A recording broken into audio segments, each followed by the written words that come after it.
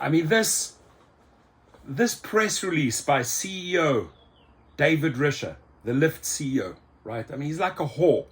He's like so customer obsessed. I mean, he'll do like anything to appeal to them.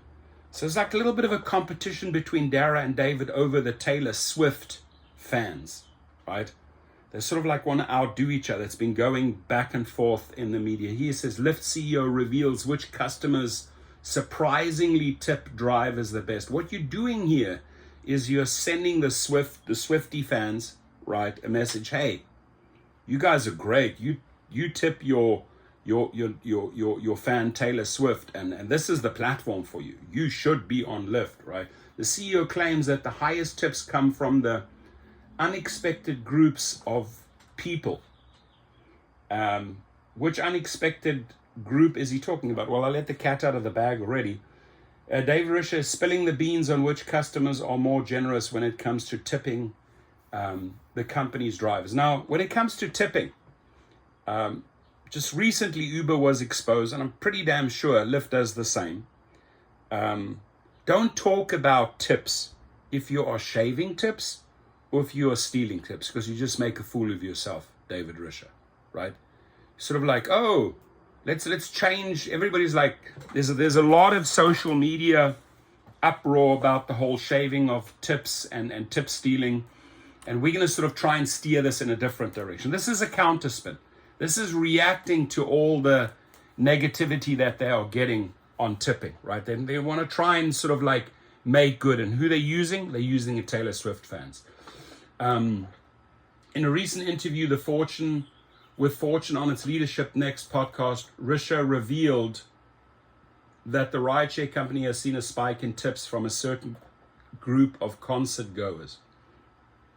If you are going to or from a Taylor Swift concert, you're much more likely to be a good tipper, said Risher.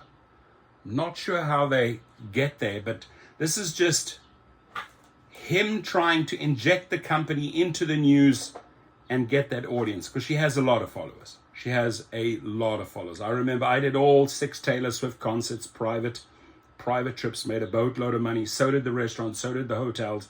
She's a big, big, big money machine in the US economy, in the international economy. Taylor Swift fans apparently boosted local economies across the nation as they attended the artist's Eras Tour, which kicked off last year in March and ended in the United States in December. While they spent money on food, hotels, transportation, etc., the tour is the highest grossing tour of all time, as it has generated over $1 billion in gross revenue, which is impressive. You got to say that, right? Risher also claimed that customers who are traveling to and from ice cream shops also give out hefty tips to drivers. If you're going to an ice cream store in a Lyft, you will typically tip 20 to 30% higher than average. If you are leaving an ice cream store, you will tip 40 to 50% higher than average.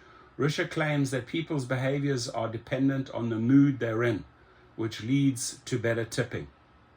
There she is. If they're singing, a Taylor Swift song, I guarantee you they're in a pretty good mood and they're more generous with their driver.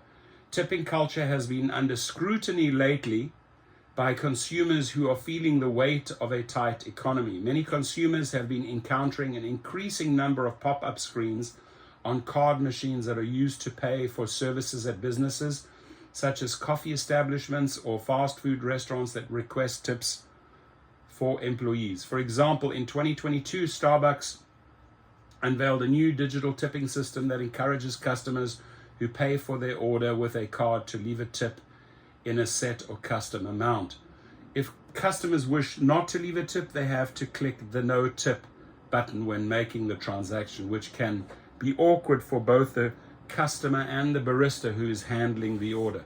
The new system sparked outrage on social media from customers who claimed they shouldn't be pushed to the company's employees.